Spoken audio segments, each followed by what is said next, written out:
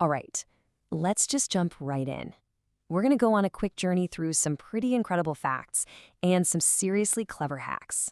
We'll cover everything from your own home to the entire globe, and I'm willing to bet we'll uncover some things that'll really make you think. So, let's do it. First up, something you might not have ever thought about. You're cleaning your bike or car, you reach for some soap. Hey, shampoo is soap, right? Well, there is a very, very good reason you should keep that stuff far away from your paint job. Okay, next we're zooming out, way out. We all know about massive cities, but what about the complete opposite? Like, what is the absolute smallest, tiniest village in the entire world? We're gonna find it. And for our last little teaser, think about all the words spoken and typed last year. One of them was more popular than any other.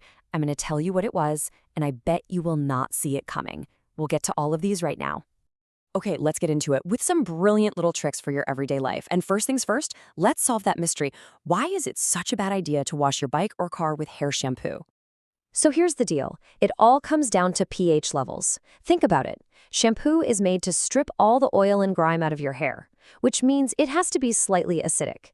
But that beautiful shine on your vehicle, that's a protective clear coat. And acid, well, acid eats that protective layer for breakfast. It just makes your paint look dull, old, and leaves it totally unprotected.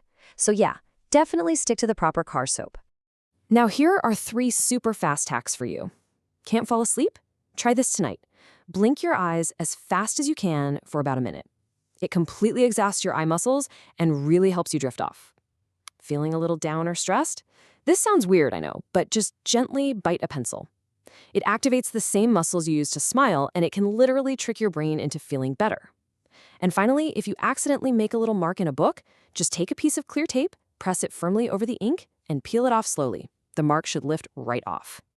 And here's a simple hack for a happier life. You know, so much research has been done on this, and it all says the same thing. Spending your money on experiences, like a vacation, learning a new skill, even a concert, brings you way more lasting joy than just buying more stuff. Turns out, memories are a much better investment than gadgets. Okay, so we've hacked our day-to-day. Now let's zoom out and look at some truly mind-blowing truths about the world we live in. So that world's smallest village we were talking about, it's in Croatia. And get this, the population is only about 30 people. 30! To put that in perspective for you, in some parts of India, that's not even a village. That's just a single family. And the most popular word in the entire world last year, you ready? It was woman. But here's the crazy part. Its popularity absolutely exploded in just the last 2 months of the year, almost entirely because of a viral social media meme. It just took over and rocketed to the #1 spot. Now, here's a fact that might make you a little thirsty, or maybe just very confused. In Australia, it is often cheaper to buy a bottle of wine than it is to buy a bottle of water. I'm serious. It's just a bizarre economic reality where basic hydration can cost more than a nice glass of red. So if you wear a necktie, you probably know, 2 or 3 ways to tie it?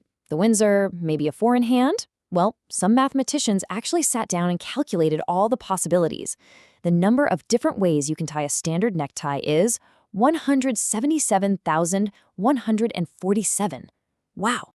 You know how some buildings are so iconic they're basically a brand, like the Eiffel Tower?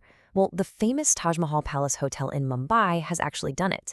It is the very first building in India to get its own trademark. That gives it the same kind of legal protection as a logo, like Coca-Cola's, really cementing its status as a global icon. All right, let's pull back the curtain a little on science and technology, where what you think you see isn't always the reality. When I say science lab, you probably picture something straight out of a movie, right?